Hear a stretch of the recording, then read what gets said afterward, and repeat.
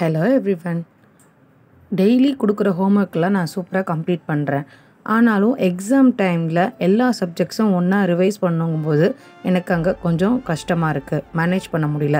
அப்படிங்கிற டாபிக் தான் இந்த வீடியோவில் பார்க்க போகிறோம். நம்ம ஸ்கூல் எத்தனை லீவ் விடுதுங்கிறத செக் பண்ணுறதுக்கு மட்டும்தான் ஸ்கூல் கேலண்டர் பார்ப்போம்.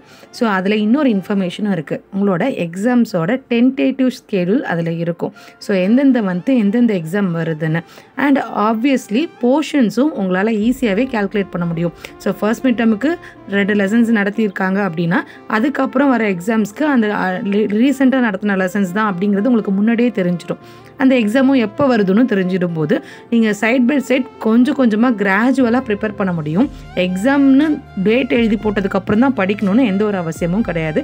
அப்ராக்சிமேட்லி இந்த லெசன்ஸ் இருக்குன்னு நினச்சி நீங்கள் கொஞ்சம் கொஞ்சமாக ப்ரிப்பேர் பண்ண ஆரம்பிக்கலாம். சில ஸ்கூல்ஸில் டைரியிலேயே கேலண்டர் பிரிண்ட் ஆகிருக்கும்.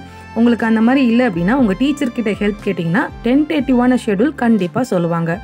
எக்ஸாம் ப்ரிப்பரேஷனாக இருந்தாலும் சரி, நார்மல் ப்ரிப்பரேஷன் இருந்தாலும் சரி, இந்த மெத்தட் தான் உங்களுக்கு எப்போவுமே சூட் ஆகும். என்ன கண்டென்ட்டோ அந்த கண்டென்ட்டை கம்ப்ளீட்டாக ரீட் பண்ணணும். நீங்கள் என்ன ரீட் பண்ணீங்களோ அதை ரீகால் பண்ண ட்ரை பண்ணணும். என்னென்ன விஷயங்கள்லாம் உங்களால் சொல்ல முடியலையோ அதை மறுபடியும் ரிவைஸ் பண்ணிவிட்டு மறுபடியும் ரீகால் பண்ண ட்ரை பண்ணணும். ஸோ இதுதான் மெத்தட். ஸோ இதை இன்னும் உங்களுக்கு எஃபிஷியண்ட்டாக பண்ணணும்னா இந்த செகண்ட் மெத்தடை ஃபாலோ பண்ணுங்கள். என்ன படிக்கிறீங்களோ அந்த கண்டென்ட்டுக்கு ஷார்ட் நோட்ஸ் க்ரியேட் பண்ணணும்.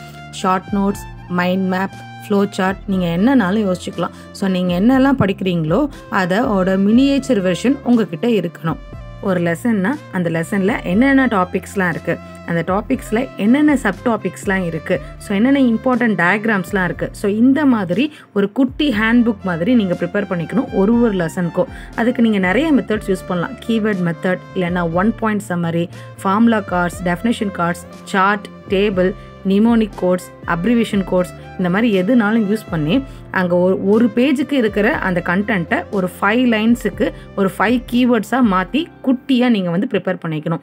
இதுதான் நீங்கள் எக்ஸாமுக்கு ரிவைஸ் பண்ணும்போது உங்களுக்கு ரொம்ப ஹெல்ப் பண்ணும். இந்த மெத்தட்ஸில் நீங்கள் ஷார்ட் நோட்ஸ் எடுத்திங்கன்னா நீங்கள் என்ன லேர்ன் பண்ணுறீங்களோ அது மெமரியில் சீக்கிரமாக என்ன ஆகும் அப்படின்னா ஸ்டோர் ஆகும்.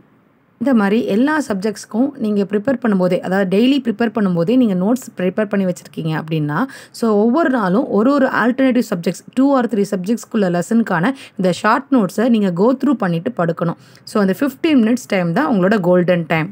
இந்த மாதிரி டெய்லி மினிமம் 2 to 3 சப்ஜெக்ட்ஸ் நீங்கள் ரிவைஸ் பண்ணுறதுனால எக்ஸாம் டைமில் ஸ்ட்ரெஸ் ஆகாமல் பீஸ்ஃபுல்லாக எல்லா போர்ஷன்ஸும் கவர் பண்ணிடலாம். இன்னொரு யூஸ்ஃபுல்லான ஐடியாவோட நெக்ஸ்ட் வீடியோவில் பார்க்கலாம். பபாய்.